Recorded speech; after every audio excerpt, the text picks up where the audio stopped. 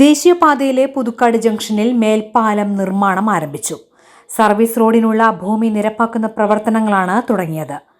ആമ്പല്ലൂരിലെ അടിപ്പാത ഏകദേശം പൂർത്തിയാവുകയും പൂർണ്ണമായും ഗതാഗതത്തിന് തുറക്കാവുന്ന നിലയിലാവുകയും ചെയ്തതോടെയാണ് അടുത്ത ജംഗ്ഷനായ പുതുക്കാട് മേൽപ്പാലം പണി ആരംഭിച്ചത്. 8 സ്പാനുകളിലായി 5.5 മീറ്റർ ഉയരത്തിലുള്ള മേൽപ്പാലമാണ് പുതുക്കാട് വരുന്നത്.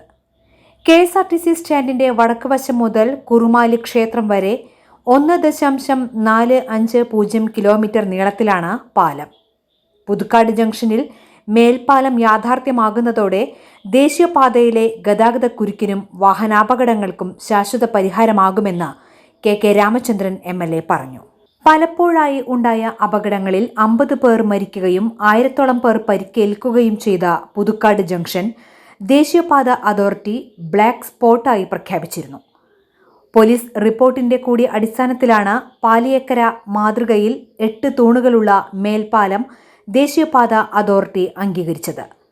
പുതുക്കാട് മേൽപ്പാലം ആവശ്യപ്പെട്ട് KK രാമചന്ദ്രൻ MLA, മുൻ MP TN പ്രതാപൻ എന്നിവരുടെ നേതൃത്വത്തിൽ ജനപ്രതിനിധികളുടെയും ഉദ്യോഗസ്ഥരുടെയും നേതൃത്വത്തിൽ യോഗങ്ങൾ ചേരുകയും അടിയന്തരമായി പാലം പണി ആരംഭിക്കുന്നതിനായി MLA നിയമസഭയിൽ സബ്മിഷൻ ഉന്നയിക്കുകയും ചെയ്തിരുന്നു.